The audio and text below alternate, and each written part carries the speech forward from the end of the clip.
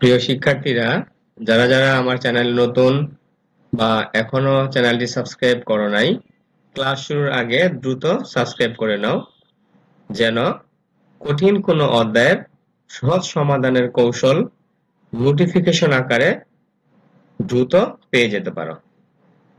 BBS pass বা BBA honours দ্বিতীয় বর্ষের প্রিয় শিক্ষার্থীরা, আজকে আমরা চেঞ্জ ইন পার্টনারশিপ স্ট্রাকচার এই অধ্যায় থেকে রিটায়ারমেন্ট নিয়ে আলোচনা করব।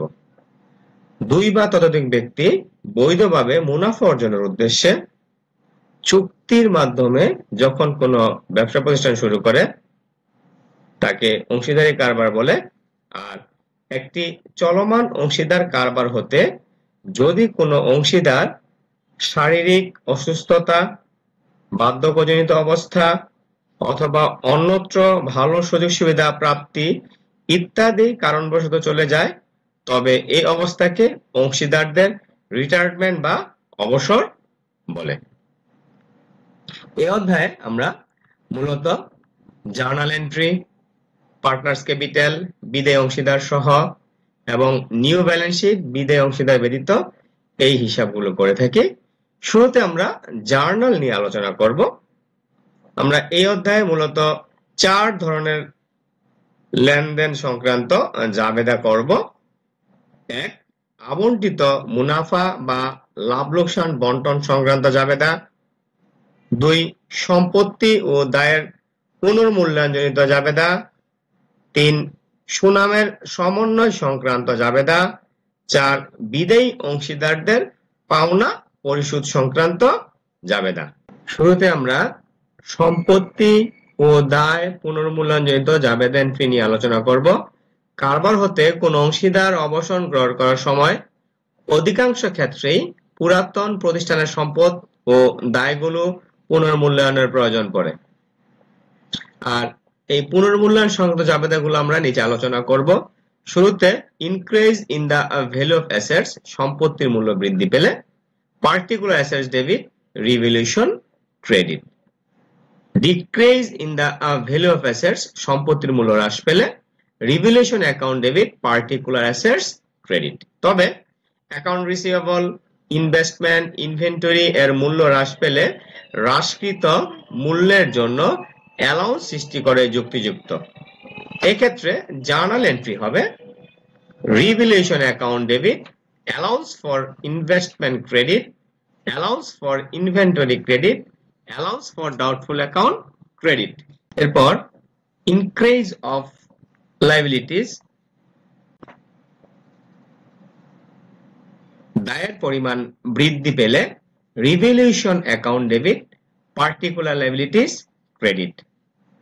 ডিক্রিজ অফ লায়াবিলিটিস, দায়ের পরিমাণ হ্রাস পেলে particular liability debit, revaluation credit.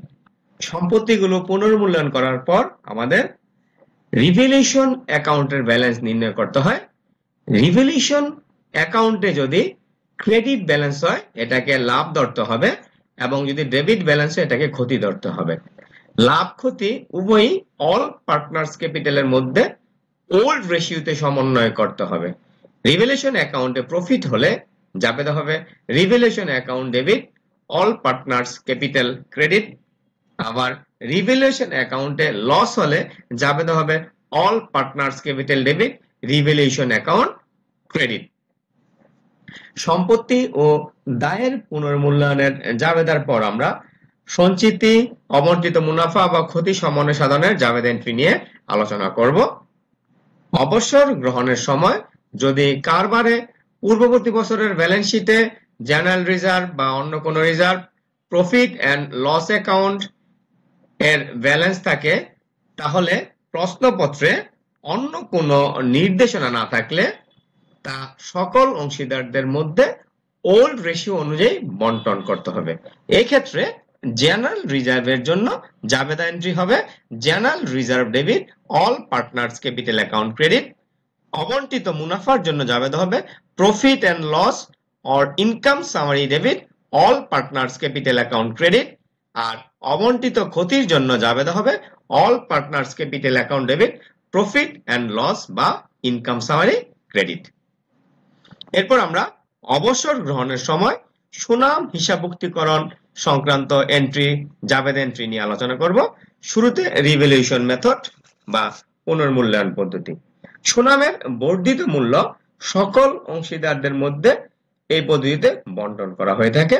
এর জন্য জাবেদ এন্ট্রি হবে goodwill account debit all partners capital credit, এবং টাকাটা বন্টন করতে হবে ওল্ড রেশিওতে। তারপর মেমোরেন্ডাম রিভ্যালুয়েশন মেথড বা বিবরণী মূল্যায়ন পদ্ধতি। এই পদ্ধতিতে প্রথমে মূল্যায়িত গুডউইলকে সকল অংশীদারদের মধ্যে বন্টন করতে হয় এবং পরবর্তীতে অবশিষ্ট অংশীদারদের মধ্যে উক্ত গুডউইল অবলোপন করতে হয়। এর জন্য আমরা সচরাচর দুইটি জাবেদা দিয়ে থাকি।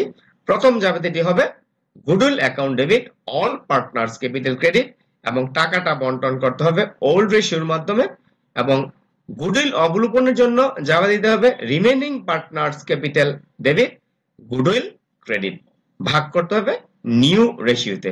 রিমেইনিং পার্টনার বলতে বোঝাচ্ছে অবসরকৃত অংশীদার বাদ দিয়ে বাকি অংশীদারদেরকে।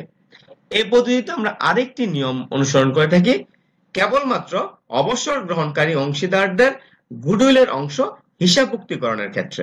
এক্ষেত্রে জাবেদা এন্ট্রি হয় goodwill debit returning partners capital credit. এরপর হচ্ছে আমাদের ক্যাপিটাল ট্রান্সফার মেথড বা মূলধন স্থানান্তর পদ্ধতি। এই পদ্ধতিতে কেবলমাত্র অবসর গ্রহণকারী অংশীদারের গুডউইলের অংশ বাকি অংশীদারদের মূলধন হিসাবে স্থানান্তর করার ক্ষেত্রে এই পদ্ধতিটা আমাদের প্রয়োগ করা হয়। আর এর জন্য জাবেদা দিতে হবে আমাদের remaining partners capital account debit returning partners capital account credit, এবং গুডউইলের অংশটাকে ভাগ করতে হবে আমাদের গেইন রেশিওর মাধ্যমে। আর গেইন রেশিওর সূত্রটি হচ্ছে new ratio minus old ratio, অর্থাৎ স্যাক্রিফাইস রেশিওর একেবারে বিপরীত। সর্বশেষ আমরা বিদায়ী অংশীদারের পাওনা পরিশোধ সংক্রান্ত জাবেদা নিয়ে আলোচনা করব। বিদায়ী অংশীদারের পাওনা আমরা সাধারণত দুই ভাবে পরিশোধ করতে পারি। এক, পাওনা নগদে পরিশোধ করতে পারি, আবার বিদায়ী অংশীদারের পাওনা আমরা প্রতিষ্ঠানের ঋণ হিসাবে স্থানান্তর করতে পারি। যখন আমরা বিদায়ী অংশীদারের পাওনা নগদে পরিশোধ করব, তখন জাবেদা এন্ট্রি হবে returning partners capital debit cash or bank account credit. আবার যখন আমরা বিদায়ী অংশীদারের পাওনাটাকে ঋণ হিসাবে প্রতিষ্ঠানে স্থানান্তর করব, তখন জাবেদা হবে returning partners capital debit returning partners capital loan credit. শিক্ষার্থীরা, এতক্ষণ আমরা অবসরজনিত কারণে কোন একটি প্রতিষ্ঠানের যে পরিবর্তনগুলো সাধিত হয়, ওই পরিবর্তন সংক্রান্ত লেনদেনের জাবেদা এন্ট্রি নিয়ে আলোচনা করলাম। জাবেদা করার পর আমাদের পার্টনার্স ক্যাপিটাল অ্যাকাউন্ট করতে হবে। একটা বিষয় মনে রাখতে হবে, পার্টনার্স ক্যাপিটাল অ্যাকাউন্টটি বিদায়ী অংশীদার সহ করতে হয়। আর পার্টনার্স ক্যাপিটাল অ্যাকাউন্টের ডেবিট দিকে যদি আমরা বিদায়ী অংশীদারকে তার পাওনা নগদে পরিশোধ করি, সে পাওনাটা ক্যাশ নামে আসবে।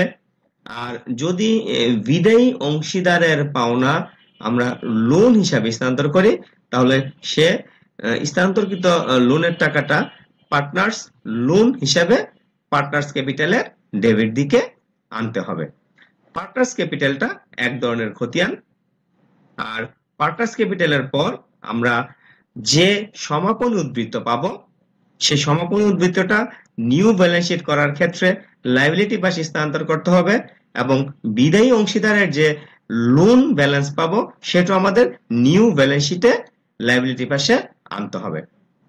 নিউ ব্যালেন্স শিট করার ক্ষেত্রে আমরা যে বিষয়টা লক্ষ্য রাখবো, সম্পদ এবং দায়ের যে পরিবর্তনগুলো হয়েছে, শুধুমাত্র সম্পদ এবং দায়ের ওই পরিবর্তনগুলো নিয়ে আমরা নিউ ব্যালেন্স শিটটি করব।